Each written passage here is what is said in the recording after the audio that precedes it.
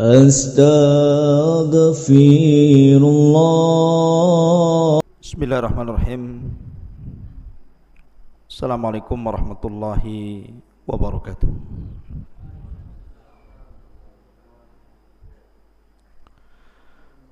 Alhamdulillah wassalatu wassalamu ala Rasulillah wa ala alihi wa sahbihi wa mawalah wa la hawla wa la quwata illa billahi wa ba'du.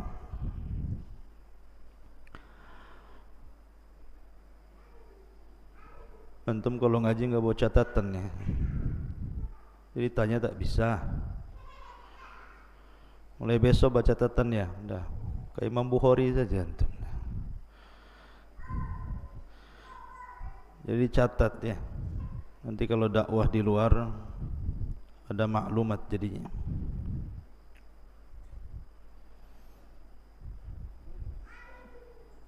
Taib.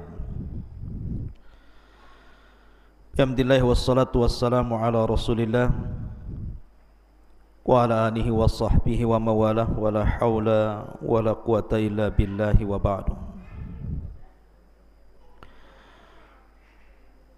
Alhamdulillah di malam hari ini kita bisa duduk kembali untuk talabul ilmi. Salawat dan salam kita haturkan kepada Rasul kita yang mulia alaihi salatu wassalam. Dan malam ini kita akan membahas tentang qasasul Quran, kisah-kisah Al-Quran, di mana kita akan membahas malam ini cerita tentang kaum Saba. Bicara tentang kaum Saba artinya kita bicara tentang keajaiban dunia.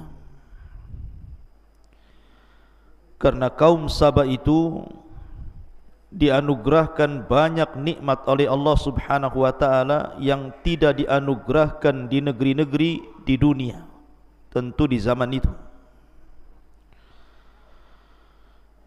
Makanya kemudian Allah Subhanahu wa taala abadikan kisah ini di dalam Al-Quranul Karim sampai Allah memberi nama satu surat dalam Al-Quran yang disebut dengan surah Saba. Saking pentingnya kisah ini. Dan kisah ini diceritakan oleh Allah Subhanahu wa taala dalam surah Saba itu sendiri, mulai daripada ayat 15 sampai ayat 19. Bagaimana kisahnya nanti saya bacakan ayatnya kemudian kita jelaskan. Namun sebelumnya kita akan berkenalan dulu siapa Saba itu, sampai negerinya disebut negeri Saba. Dahulu di Yaman, tepatnya di Son'a, ada seorang raja namanya Amir. Ada yang mengatakan namanya Abdus Syamsi. Lah Abdus Syamsi ini ataupun Amir nama lain daripada Saba. Dialah yang menguasai Son'a dari kabilah Qahtan. Kemudian setelah berdirinya sebuah bendungan, mungkin bahasa kitanya irigasi, di daerah Ma'rib, tempat saya belajar di sana, maka mulailah kemudian Ma'rib dijadikan ibu kota kala itu oleh Raja Saba yang namanya Abdus Syamsi ataupun Amir ini.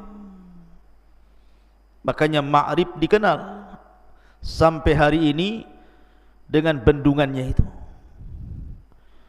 Bahkan sewaktu saya belajar di satu tempat namanya Bene Dobian, di belakang markas itu, kayak kita di sini pesantren di sini, di belakangnya itu pas ada sungai namanya Sail Arim namanya, yang nanti disebutkan dalam Al-Quran. Jadi kalau seandainya sad Ma'rib itu, artinya bendungan Ma'rib itu dibuka, kemudian airnya melimpah, itu seperti banjir besar itu. Jadi jalan raya jadi sungai. Nanti kalau ditutup lagi bendungan itu, kemudian airnya surut, maka membuat genangan-genangan di tempat-tempat yang agak rendah. Nanti di situ banyak ikan di situ. Dan hampir 1 tahun saya makan ikan di situ. Ikan mujair itu bukan kecil, 2 telapak tangan segini ikannya itu. Kemudian ada juga ikan semacam gabus gitu ya, tapi bukan gabus kecil. Panjangnya gabus itu sebesar kaki antum itu, 1 meter. Dan ditangkapnya mudah, tidak melawan, tidak. Kalau gabus di sini ditangkap lari. Itu ditangkap. Makanya kita sebut ikan bodoh-bodoh. Jadi tangkap bodoh diam saja. Ya. Jadi kalau nampak ikan itu, itu ikan bodoh-bodoh katanya. Ya. Artinya bahwa kisah ini terjadi di satu daerah di Jazirah Arab, tepatnya di Yaman, lebih tepat lagi di Ma'rib. Kisah ini terjadi di Ma'rib karena ada puing-puing bekas kerajaan Ratu Balqis itu masih ada. Dijadikan monumen di situ, banyak wisatawan yang datang melihat bekas reruntuhan dari kerajaan Sabah Ratu Balqis di situ. Walaupun memang ada terjadi perselisihan tentang masalah letak di mana Sabah itu sebenarnya, tetapi yang masyhur dari ulama-ulama sejarah dan ahli tafsir bahwa Sabah itu letaknya di Jazirah Arab, atau lebih tepat lagi di Yaman, atau lebih khusus lagi di Ma'rib.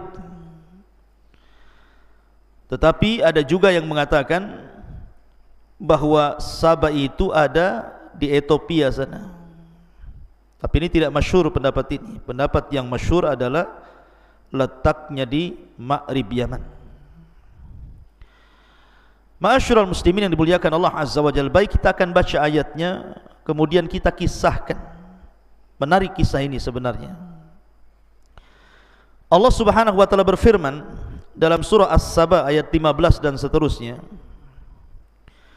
Laqad kana li saba'in fi maskanihim ayah. Sungguh bagi kaum Sabah itu ada tanda-tanda kuasa Allah. Ya, karena Sabah satu di antara keajaiban dunia, negeri yang sangat diberkahi kala itu, membuat negeri-negeri di luar Yaman cemburu dengan negeri Sabah itu. Kemudian Allah mengatakan jannatani an yaminin wa shimal. Di tempat kediaman mereka ada 2 buah kebun di sebelah kiri dan juga sebelah kanan. Kemudian Allah mengatakan kulu mir rizqi rabbikum washkurulah baldatun thayyibatun wa rabbun ghafur. Makanlah olehmu rizki yang dianugerahkan Rabbmu dan bersyukurlah. Adalah negeri yang baik dan memiliki Rabb yang Maha Pengampun. Fa'aradu, mereka pun berpaling. Fa'arsalna alaihim sailal arim. Setelah mereka berpaling, maka Allah Subhanahu wa taala datangkan banjir yang sangat besar meluluhlantakkan negeri Sabah. Wa baddalnahum bi jannataihim jannataini dzawatai ukulin khamtin wa athlin wa syai'in min sidrin qalil.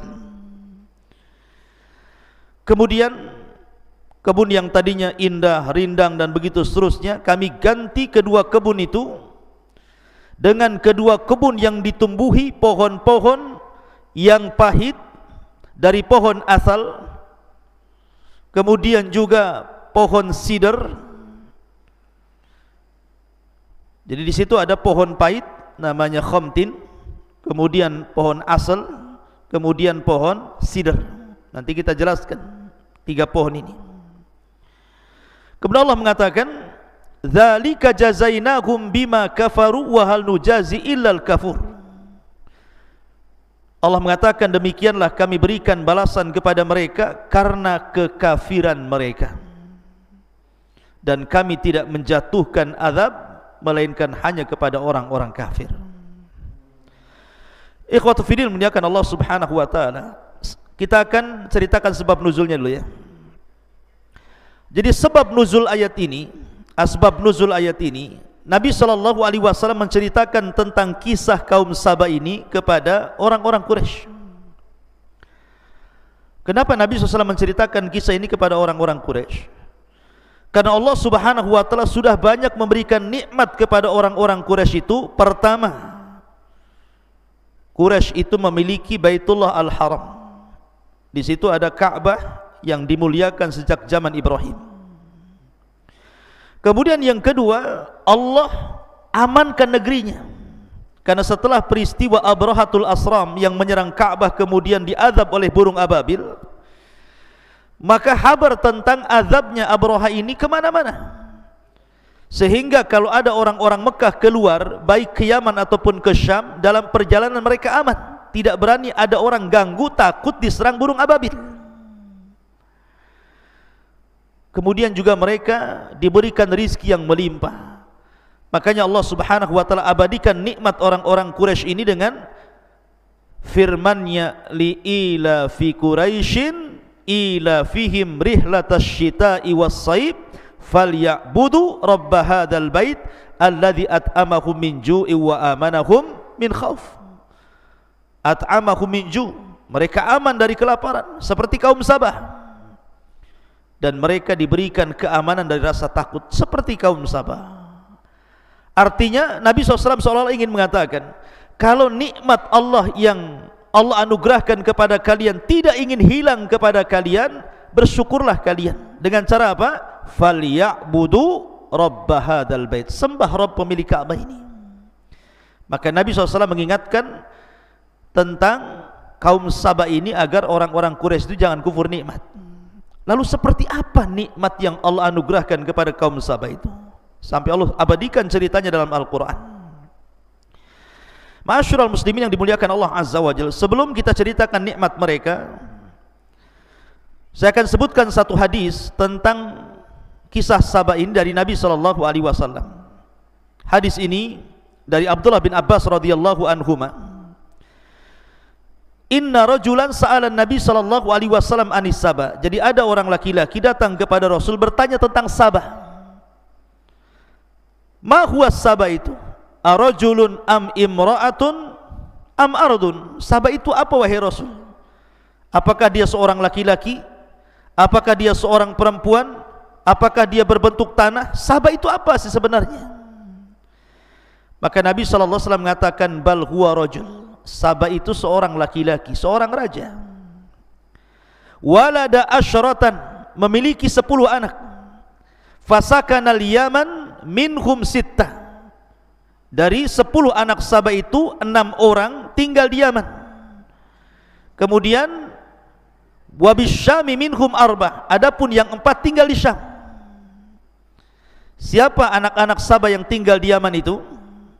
Pertama Madhaj, yang kedua Kandah, yang ketiga Al-Azdu, yang keempat Asy'ariyun. Nah, makanya nanti ada kabilah Asy'ariyun di antara sahabat Nabi SAW. Coba dibenerin ini. Kalau suaranya bagus ya, nggak apa-apa kalau suaranya bagus. Cuman gambarnya saja kan nggak ada. Taib, tak apa-apa. Jadi, atau coba kabelnya dicopkan itu, mungkin kurang masuk gitu. Coba kabelnya.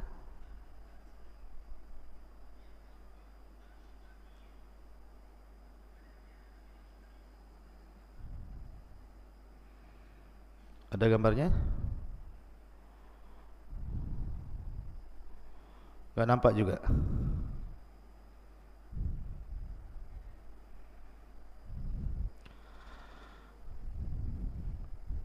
Taib, tak apa-apa lah kalau nggak ada gambar, yang penting suaranya ada. Kita ulangi bahwa orang-orang Sabaiyah ini, orang-orang yang dari keturunan Saba yang 6 yang tinggal di Yaman, namanya Madhaj, kemudian Kandah, kemudian Al-Azdu, kemudian Ash'ariyun, kemudian Anmar, dan yang terakhir Khimyar. Nanti semua jadi kabilah nih. Makanya di antara sahabat itu ada namanya Abu Musa Al-Ash'ari, karena salah satu putra Sabah itu namanya Ash'ariyun, tinggal di Yaman, nanti jadi kabilah. Kemudian Himyar, makanya ada kabilah namanya Al-Himyari. Ketika kita bicara tentang siapa? Orang Yahudi yang pura-pura masuk Islam di zaman Utsman, namanya siapa? Abdullah Ibnu Saba As-San'ani Al-Himyari. Nanti jadi kabilah-kabilah itu. Adapun yang 4 di Syam, namanya Lakhmun, Judhamun, Amilatun, dan Ghassan. Ini semua anak-anak dari Saba itu. Jadi cerita Saba juga dikisahkan dalam hadis Nabi SAW. Taib. Ketika Allah Subhanahu wa taala berfirman di sini, laqad kana li saba'in fi maskanihim ayah. Sungguh bagi kaum Saba itu ada tanda-tanda kuasa Allah Subhanahu wa taala. Jannatani an yaminin wa shimal, kulu min rizqi rabbikum washkurulah, baldatun thayyibatun wa rabbun ghafur. Di mana negeri Saba itu diapit dengan 2 kebun, dari sebelah kanan dan sebelah kiri, dan kebun itu penuh dengan buah-buahan, penuh dengan makanan, kemudian air yang mengalir yang tanpa mereka harus bercapek-capek menyiramnya. Kemudian Allah mengatakan, makanlah dari rizki Rabb kalian, bersyukurlah, karena negeri Saba adalah baldatun thayyibatun, negeri yang sangat baik, wa rabbun ghafur, dan Rabb yang maha pengampun. Ikhwan yang dimuliakan Allah Azza wa Jalla, jadi ada yang mengatakan peristiwa kaum Saba ini terjadi sebelum Nabi Sulaiman datang dan mendakwahi Ratu Balqis. Ada juga yang mengatakan peristiwanya setelahnya. Wallahu alam, karena Al-Quran itu ada ihtimal, ada kemungkinan-kemungkinan. Tapi yang jelas bahwa gambaran negeri Saba ini, ikhwan, digambarkan oleh para ulama apa saja nikmat yang Allah anugerahkan kepada mereka. Pertama, ja'alallahu hawa'an naqiyah. Allah jadikan negeri Saba itu memiliki hawa yang sangat bersih, udara yang tidak pernah tercemar. Bahkan udara itu bisa membunuh kuman-kuman. Jadi kalau ada orang datang dari negeri orang masuk ke negeri Saba, pamannya kepalanya banyak kutunya gitu ya, maka masuk ke negeri Saba itu mati itu kutu-kutunya itu, nggak perlu disampo lagi. Kalau ke Jabal Uhud terbalik ya, dari rumah tak ada kutu, masuk Jabal Uhud banyak kutu pula. Ah, itu antum tidur sama bantal orang yang ada kutunya, merayap dia masuk ke rambut antum pula. Jadi negeri Saba itu diberikan hawa yang sangat bersih, dan itu digambarkan oleh Al-Imam Ibnu Jauzi rahimahullahu taala di dalam kitabnya Zadul Masir. Apa kata beliau? Wa yamurrul gharib bibaldatihim wa fi thiyabihil kummal fayamutul kummal litibi hawaiha, katanya. Lihat kata Ibnu Jauzi, kalau ada orang asing masuk ke negeri Saba itu, kemudian di bajunya itu mungkin ada semacam kutu. Antum tahu kan kutu yang di baju itu? Kalau antum zaman dulu lah, kalau sekarang mungkin tidak ada ya. Biasanya ada di kasur-kasur itu. Kalau orang Jawa Barat bilangnya tumbila namanya. Tahu yang di kasur-kasur yang suka gigit ngambil darah itu. Makanya orang dulu biasanya kalau kasur itu dikeluarkan, dijemur tuh. Kadang-kadang disemprot baygon gitu. Tapi sekarang sudah nggak ada lagi, sudah punah gitu ya. Dengan berzamannya panjangnya zaman, beralihnya zaman, hilang pula tuh tumbila tuh. Jadi kalau seandainya seseorang itu pakai baju kemudian ada kutunya gitu ya, masuk ke negeri Sabah, mati tuh kutu itu. Kenapa? Liti bihawaiha, karena saking bagusnya, saking jernihnya, saking bersihnya hawanya itu. Ini satu kenikmatan yang Allah berikan. Yang kedua, barakallahu fi amwalihim wa ma'ashihim. Allah berkahi hartanya. Orang-orang Sabah itu tidak ada miskin, semua kaya. Nggak ada cerita kelaparan itu, semua kaya. Makanya kenapa negeri Sabah itu luar biasa, tidak ada kejahatan, karena tidak ada pencurian, tidak ada perampokan. Mau ngerampok apa, semua kaya. Karena sebab merampok itu gara-gara kemiskinan kan itu ya. Semua kaya. Allah berkahi betul kehidupan mereka dan harta mereka. Semakin hari semakin kaya, semakin kaya. Kemudian yang ketiga, lam yara ahlus Sabah la fi buyutihim wala fi jannatihim hasyarat. Orang-orang Sabah itu, mereka tidak pernah melihat di rumah-rumah mereka atau di kebun-kebun mereka hasyarat. Hasyarat itu apa? Hasyarat itu binatang-binatang kecil, binatang-binatang yang merayap. Mungkin semacam kecoa, cacing, kalajengking, apalagi, pokoknya enggak ada. Semut itu enggak ada. Apalagi titinggi ataupun kaki 2000 atau apa, kan banyak tuh, ya kan. Binatang-binatang itu kalau antum masuk kebun tuh kan, kebun Jabal Uhud saja ada macam-macam tuh binatang antum dapat itu. Tetapi di negeri Sabah ini, dan itu juga disebutkan oleh Imam Al-Jauzi rahimahullahu taala, apa kata Imam Ibnu Jauzi? Walam yakun yura fi baladihim hayyatun wala aqrabatun wala ba'udatun wala dubabun wala burghus.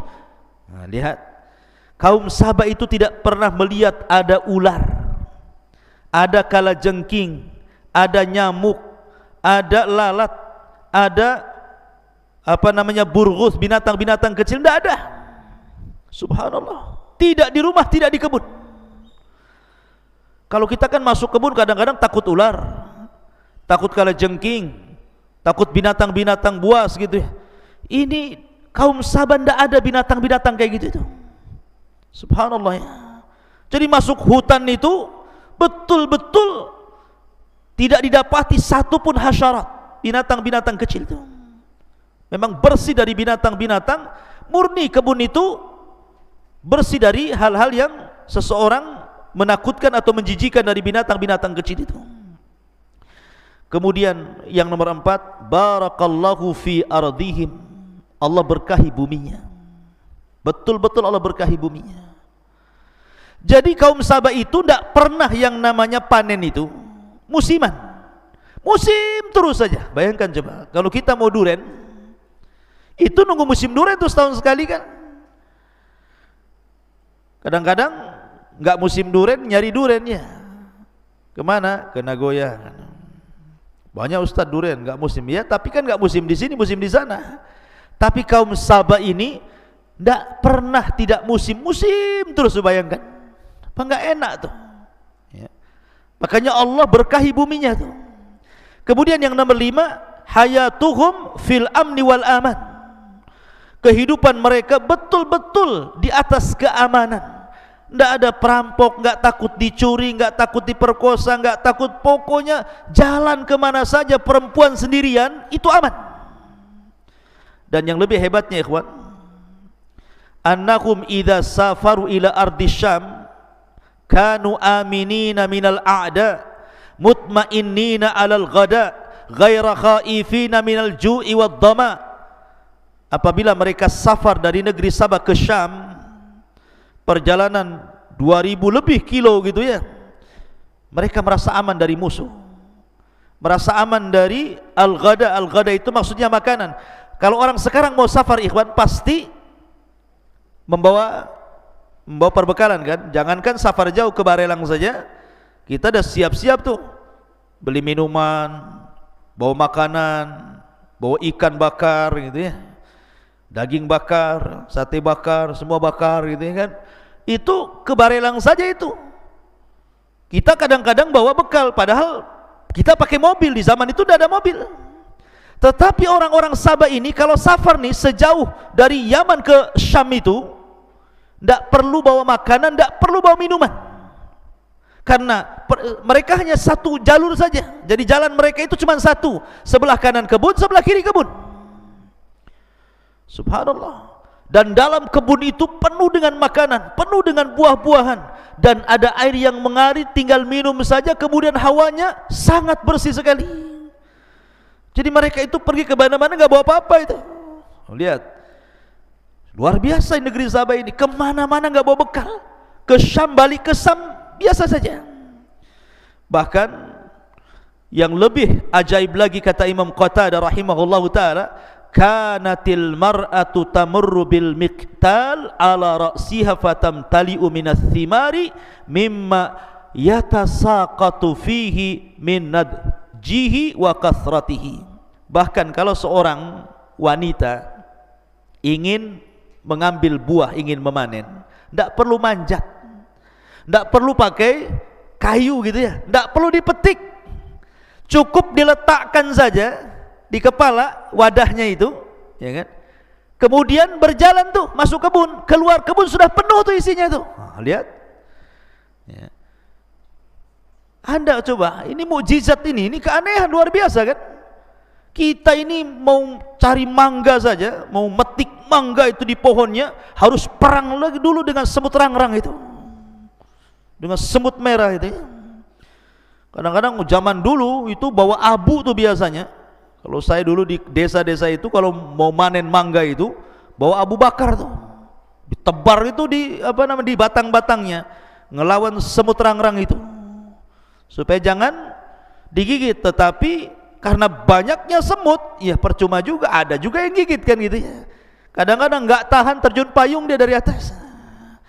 Jadi kita ini mau ngambil buah-buahan saja, musuhnya banyak di pohon itu. Ini kaum Sabah kalau mau metik buah cukup diletakkan embernya di atas kepala, jalan saja ke kebun, keluar ada penuh tuh. Subhanallah. Kata Imam Qatadah rahimah, saking suburnya. Begitulah keajaiban negeri Sabah. Coba, wajar kalau negeri-negeri di luar Sabah cemburu dengan negeri itu, makanya Allah istilahkan dengan kalimat jannah, sorga. Jannatan, dua sorga, dua kebun. Saking indahnya, ya. Ma'asyiral muslimin yang dimuliakan Allah Azza wa Jalla, ini nikmat yang luar biasa. Akan tetapi kaum Sabah ini mereka tidak bersyukur kepada Allah Subhanahu wa taala. Ketika Allah Subhanahu wa taala anugerahkan nikmat itu karena mereka mentauhidkan Allah, tetapi lambat laun tauhid mereka luntur. Lambat laun akhirnya mereka al-ghaflatu an syukrillah ala ni'amihi. Jadi mereka itu lalai akan mensyukuri nikmat Allah Subhanahu wa taala. Jadi saking enaknya sudah hidup enak gitu ya, nyaman, enak, tentram, lupa dia sama Allah Azza wa Jalla. Makanya Allah mengatakan apa? Kalla innal insana la yatgha an ra'ahu istaghna. Terkadang manusia mudah melampau ketika Allah bentangkan kekayaan kepadanya. Makanya Rasul dalam khutbah terakhir sebelum wafatnya, apa kata Rasul? Mal faqra ahsya alaikum. Bukanlah ketakutan yang bukanlah kefakiran yang aku takutkan kepada kalian. Walakin ahsya an tubsatad dunya kama busitat ala man kana qablakum fatanafasuha kama tanafasal ladina min qablikum fatuhlikakum kama ahlakathum. Tetapi yang aku takutkan, kata Rasul, kalau dibentangkan dunia kepada kalian, kalian berlomba-lomba mengejar dunia meninggalkan akhirat, kemudian Allah hancurkan kalian sebagaimana umat dulu Allah hancurkan karena itu. Jadi sebab pertama ketika sebelum azab diturunkan kepada mereka adalah al-ghaflatu an syukrillah, lalai untuk bersyukur akan nikmat Allah Azza wa Jalla. Yang kedua, a'radu an atba'il anbiya. Mereka mulai berpaling dari mengikuti para nabi. Padahal kaum Saba itu diutus nabi banyak sekali.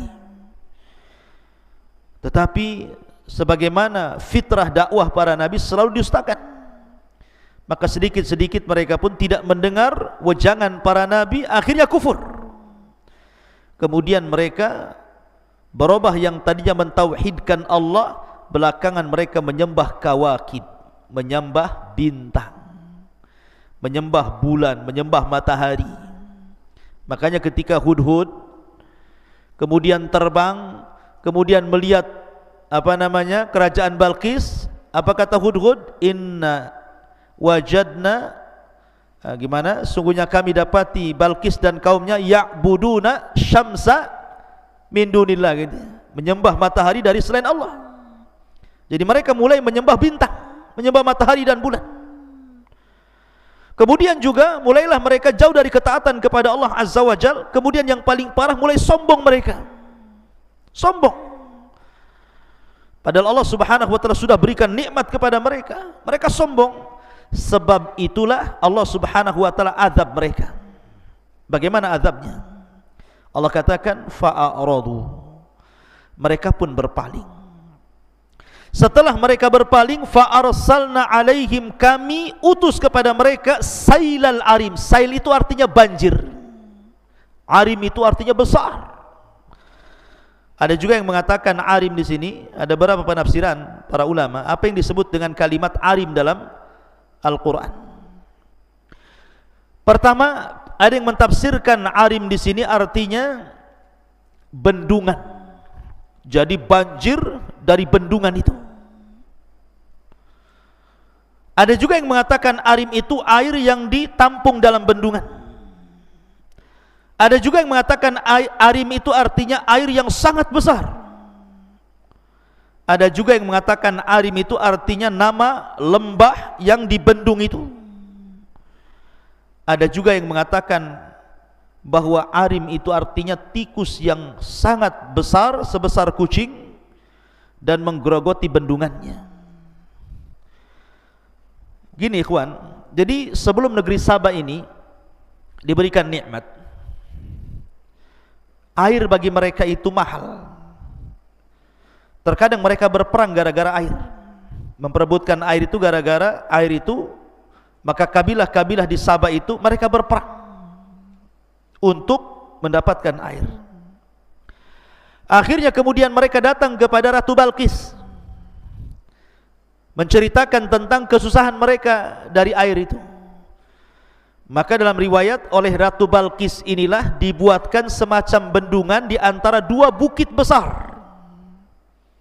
Jadi ada dua gunung, disitulah dibuat bendungan. Namanya bendungan dulu kan beda dengan bendungan sekarang. Bendungan sekarang kan pakai batu, pakai macam-macam gitu ya. Nggak mungkin digerogoti tikus. Kalau bendungan dulu itu kan pakai kayu gitu ya, dijajar-jajar gitu ya. Dan lembah yang dibendung itu lembah yang paling rendah.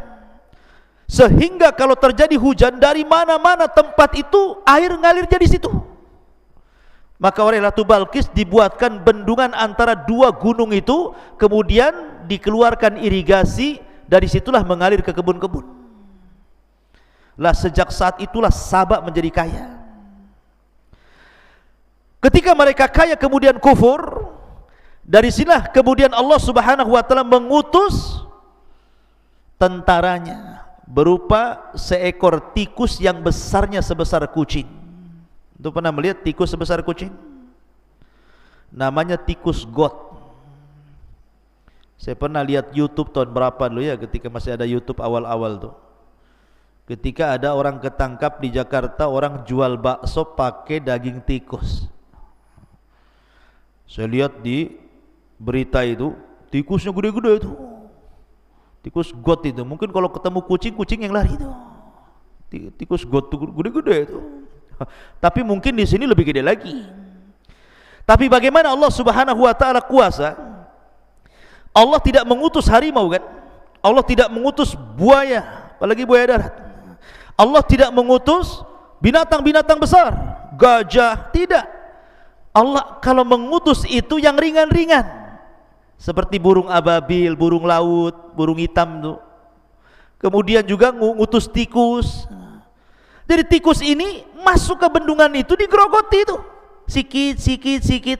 Lah orang-orang Sabah ini karena terlalaikan dengan nikmat Allah, karena sudah lama mereka kaya, mereka senang, mereka tenang, tidak pernah ngecek bendungan. Mereka tidak tahu kalau di balik bendungan itu ada tikus-tikus yang sedang menggerogoti itu. Mereka lalai dari itu, tidak pernah mengecek, tidak pernah menjaga. Sampai pada waktunya ketika satu kayu sudah jebol digigit tikus, digerogoti tikus, maka jebollah bendungan Ma'rib itu, kemudian meluluhlantakkan seluruh kebun-kebun dan menghancurkan semua rumah-rumah. Sehingga Allah Subhanahu wa taala katakan di sini, fa arsalu alaihim sailal arimi wa baddalnahum bi jannataini dzawatai aqlin dzawatai uqulin khamtin wa aslin wa syai'in min sidrin qalil. Maka ketika Allah hancurkan kebun-kebun mereka, surga mereka, maka kami ganti kebun-kebun mereka yang tadinya semua buah-buahan tumbuh, mulai daripada pisang, apel, anggur gitu ya, delima, macam-macam lah ada di kebun itu. Kemudian biji-bijian tiba-tiba Allah lenyapkan, dan setelah hancurnya kebun mereka, Allah hanya menghidupkan 3 pohon saja. Pertama, khamtin. Pohon khamtin itu ikhwan, ada yang mengatakan cemara. Khamtin itu ada yang mengatakan pohon cemara. Cemara ada buahnya tidak? Tidak ada buahnya. Enggak ada buah cemara. Kalaupun ada buahnya, pahit rasanya. Siapa yang mau makan buah cemara? Ya. Ada juga yang mengatakan pohon besar, khamtin itu besar, kemudian berduri, hanya bisa untuk naungan saja, enggak ada buahnya. Ini yang pertama. Yang kedua, wa aslin, ukulin khamtin, kemudian wa aslin. Ada yang mengatakan aslin di sini, kata para ulama, sejenis pohon yang hanya bisa digunakan untuk naungan saja. Jadi kalau khamtin, ya jenis pohon yang sangat pahit gitu ya. Kemudian aslin itu juga pohon, tapi tidak ada buahnya. Kalaupun ada buahnya, nggak bisa dimakan. Kemudian yang terakhir, khamtin, kemudian apa lagi? Wa aslin, wasidrin. Jangan ngobrol. Wasidrin, pohon bidara. Sidr itu pohon siwak. Ada yang mengatakan pohon siwak ya. Siwak nggak bisa dimakan siwak itu. Siwak itu akarnya yang untuk gigi saja ya. Lihat, bayangkan apa namanya, sidr. Sidr itu ya pohon bidara, afwan ya. Sidr itu pohon bidara, ada buahnya tetapi kecil buahnya, tidak mencukupi gitu ya. Bayangkan coba Allah Subhanahu wa taala azab mereka dengan ditumbuhkan 3 pohon ini saja. Ada yang mengatakan khamtin itu siwak, ada yang mengatakan aslin itu cemara, ada yang mengatakan sidr itu ya bidara. Hanya 3 pohon itu saja yang hidup di negeri Sabah itu sampai sekarang. Kecuali mungkin orang yang ingin bertani gitu ya, padang pasir disulap menjadi sawah gitu. Kayak waktu saya di Ma'rib juga gitu, ada padang pasir itu dalam setahun bulan-bulan tertentu nanti jadi sawah, dikelola untuk gandum, padi lah kalau bahasa kitanya ya. Ada juga pohon jeruk gitu ya. Di Ma'rib itu banyak jeruk ya. Tetapi kalau kita melihat sejarah ini, bagaimana Allah Subhanahu wa taala memberikan nikmat, akhirnya Allah hancurkan, kemudian Allah sisakan hanya 3 pohon ini saja, sehingga Allah mengatakan dzalika jazainakum bima kafaru wa hal nujazi illal kafur. Demikianlah kami beri balasan kepada mereka karena kekafiran mereka, dan kami tidak menjatuhkan azab melainkan kepada orang-orang kafir. Lihat bagaimana Allah Subhanahu wa taala mengadab mereka. Kemudian juga Allah Subhanahu wa taala lanjutkan pada ayat 18-nya. Wa ja'alna bainahum wa bainal qura allati barakna fiha quran zahiratan wa qaddarna fiha as-sayra siru fiha layaliya wa ayyaman aminin. Dan kami jadikan antara mereka penduduk Sabah itu dan negeri-negeri yang kami berkahi Syam beberapa negeri yang berdekatan, dan kami tetapkan antara negeri-negeri itu jarak-jarak perjalanan. Kata Allah, berjalanlah kamu di negeri-negeri itu pada malam dan siang hari dengan aman. Faqalu, dan mereka mengatakan, Rabbana ba'id baina asfarina wa zalamu anfusahum faja'alnahum ahaditha wa mazzaqnahum kulla mumazzakin inna fi dzalika laayatin likulli sabarin syakur. Maka mereka berkata, ya Tuhan kami, jauhkanlah jarak perjalanan kami. Dan berarti mereka menzalimi diri mereka sendiri, maka kami jadikan mereka bahan pembicaraan dan kami hancurkan mereka sehancur-hancurnya. Sungguh pada yang demikian itu benar-benar terdapat tanda-tanda kuasa Allah bagi setiap orang yang sabar dan bersyukur. Begini maksudnya, ikhwan. Tadi saya sudah jelaskan, orang-orang Sabah ini mereka suka safar ke Syam, dan dari Sabah ke Syam itu kiri kanannya kebun-kebun tadi. Jadi kalau mereka safar pakai unta, pakai kuda, jalan kaki, karena kiri kanannya banyak kebun, kayaknya kok ke Syam itu dekat gitu loh, tidak perlu bawa bekal. Jadi mereka menginginkan kalau bisa, ya Rabb, Syam itu dijauhkanlah dari kami, biar safar kami lebih jauh lagi, biar sekali-kali kami safar itu bawa perbekalan katanya. Kurang ajar enggak tuh? Sudah dikasih nikmat, mau dijauhkan lagi Syam itu supaya jalannya jauh, sekali-kali kami jalan bawa bekal katanya. Persis seperti perkataan Bani Israel yang Allah Subhanahu wa taala berikan manna wassalwa. Manna dan salwa, manna itu semacam makanan daging burung, salwa itu semacam madu, minuman. Mereka ketika makan manna dan salwa itu kan tidak harus bekerja, sudah ada di situ. Mau makan pagi, mau makan siang, mau makan malam, sudah ada, karena manna wassalwa itu makan dari langit.